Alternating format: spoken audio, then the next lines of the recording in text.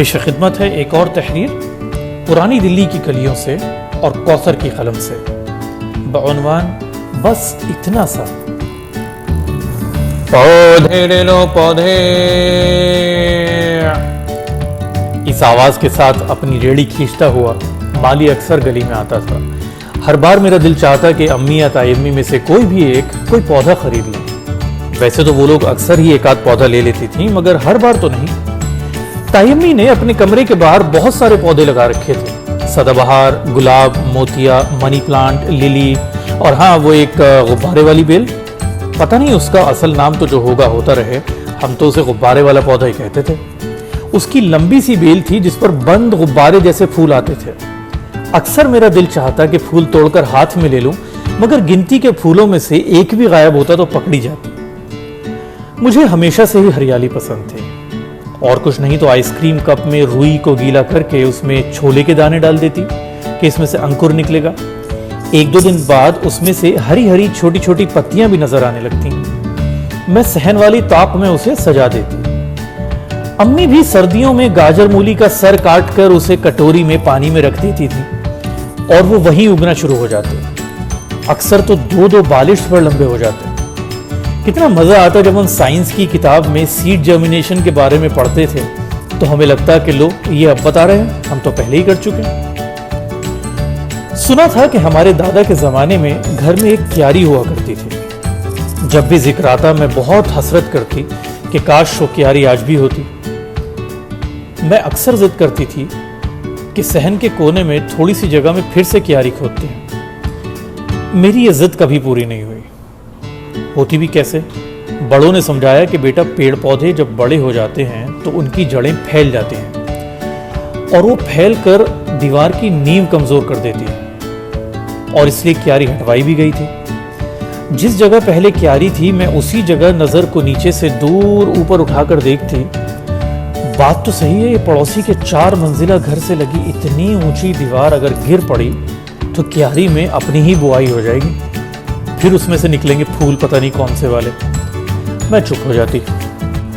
जब भी ये लोग माली को रोकते, हम दोनों बहनें भागकर दरवाजे पर पहुंचते। बड़ा मजा आता था किवाड़ पर लटक कर झूलते हुए दामों की उठा पटक सुनना। टेबल टेनिस की तरह बॉल कभी इस पाले तो कभी उस पाले। आखिर में हार मजलूम की ही होती। लो बाजी ले लो, मुनाफे के बिना ही दे रहा हूं कसम से। ये कहकर वो भी खुशी से गमले में पौधा रोप जाता। उसकी रेडी में तरह तरह के पौधे होते, छोटे, बड़े, बहुत छोटे और काफी बड़े। मैंने ध्यान दिया कि बहुत छोटे पौधे अक्सर बिना गमले के ही होते थे। उनकी जड़ें कुछ मुट्ठी भर गीली मिट्टी में भूसे या छाल से लिपटी हुई होती। जब कोई खरीद लेता तो वो छाल फेंक कर उसे गमले में लगा देता। जब मैं बड़ी हुई तो किताबों से पता चला कि नर्सरी में पौधों को जब उगाया जाता है तो उन्हें सीधा जमीन की मिट्टी में नहीं उगाते। उनके लिए एक खास हल्की खाद होती है। सीधा जमीन में उगा दें तो सख्त मिट्टी में उनकी जड़ों को आगे बढ़ने की जगह नहीं मिल पाती। अरे मिट्टी न हुई चावड़ी बाजार का जाम हो गई कि जगह ही नहीं मिल रही जड़ों को आगे बढ़ने को, आए नहीं तो। खैर, किताबों ने यह भी बताया कि एक बार पौधा कुछ बढ़ जाए तो जड़ें मजबूत हो जाती हैं। अब इन्हें बड़े गमले में जमीन की मिट्टी के साथ लगा सकते हैं, और जब बहुत बड़ी हो जाएं तो पौधे को जमीन में ही लगा दें ताकि खूब फले फूले। अरे हाँ, याद आया, एक बार अम्मी से आंख बचाकर जामुन की गुठली कूड़ेदान में फेंकने के बजाय सीधा छोटे वाले गमले में थूक दी थी। अरे उसमें से तो पौधा निकल आया। फिर उसे निकाल कर बड़े गमले में लगा दिया। और एक बार तो मैंने आम की गुठली बोई थी, बिना बॉर्नवीटा और हॉर्लिक्स दिए अल्लाह ताला ने ऐसा बढ़ाया मेरे हाथ के बोए हुए को कि कुछ वक्त में मुझसे भी लंबा हो लिया। घर में उसके लायक कोई पढ़ा लिखा रिश्ता, मेरा मतलब बड़ा गमला नहीं था, तो हमने पौधे को अपने आबाई वतन देवबंद भेज दिया। खाला के घर की क्यारी में उसने खूब पांव पसारे। अब उनकी क्यारी भी बंद हो गई है, पक्का सहन है और बराबर में 4 मंजिला इमारत भी। खैर, जरूरत के साथ बदलाव आते ही हैं। मैं कुछ और सोच रही थी, कितना कुछ सीखने को मिलता है इन पौधों से। जरा देखिए तो, इन्हें जहां बो दो वहीं उग जाते हैं। हैसियत से बाहर और वक्त से पहले सवाल नहीं करते। गीली रुई पर उग गए, उठा के आइसक्रीम कप में रखा, वहां उग गए, बिना गमले के उग गए। कभी अपने घर को देखकर ये नहीं कहते कि बस इतना सा। बढ़ते रहते हैं, बढ़ते रहते हैं, तब तक जब तक कि इनकी जड़ें वहां मौजूद सारी सलाहियत खुद में न सोख लें। और फिर उनका ये बढ़ने का जज्बा देखकर किसका दिल न चाहे कि इन्हें अब बड़े गमले में रौंप दें, मजीद खाद दें, पानी दें। और कभी कभी तो वो ऐसा कद निकाल कर दिखाते हैं कि सारी ज़मीन उनकी हो जाती है। गमले से निकलकर ज़मीन में लगा दिए जाते हैं। फैलाएं जड़ें दूर दूर तक, ऐसी के 4 मंजिला घरों की नींवें भी गिर जाएं। बस जनाब, बढ़ने का नाम ही ज़िंदगी है। जिसने ये शिकायत की कि बस इतना सा क्यों और बैठ गया इंतज़ार में बहुत सारे के, तो वो बैठा ही रह गया बिना बढ़े। और जिसने बस इतना सा ही में बढ़ना ना छोड़ा, उसके लिए ज़मीन वसी हो गई। आपको और मुझको, हम सब को खुदा ने अपनी हिकमत से अमीर या गरीब पैदा किया है। किसी को 4 मंजिला घर में पैदा किया तो किसी को बिना घर के ही, किसी को महल में तो किसी को तंग गलियों में। मगर यकीन मानिए, हम में से कुछ का हाल उस माली के पौधे जैसा है जिसकी जड़ें सीधा ज़मीन की मिट्टी में नहीं उग सकती। उसे ज़मीन की सख्त मिट्टी के लिए तैयार होना पड़ता है। धीरे धीरे हमारा आज हमारे कल की तैयारी है। खुशनसीब है वो जिसे खुदा आजमाइश के लायक समझे। अपने हालात के आगे हाथ न डालें, बढ़ते रहें। न जाने आने वाला कल आपके लिए क्या क्या लेकर आए, या ये कहिए कि क्या क्या ना लेकर आए।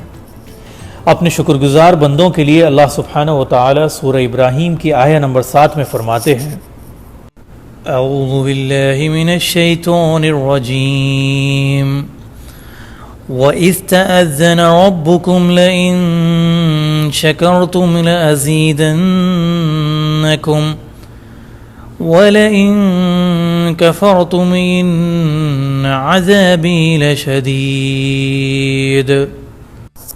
तर्जुमा, और जब सुना दिया तुम्हारे रब ने कि अगर एहसान मानोगे तो और भी दूंगा, और अगर नाशुक्री करोगे तो मेरा अजाब अलबत्ता सख्त है।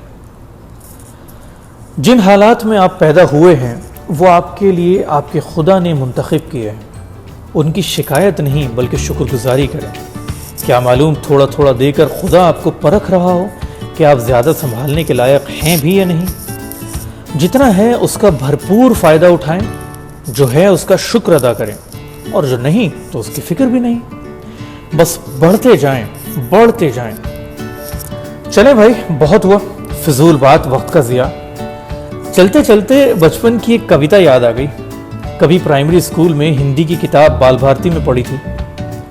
सबसे पहले मेरे घर का अंडे जैसा था आकार, तब मैं यही समझती थी बस इतना सा ही है संसार।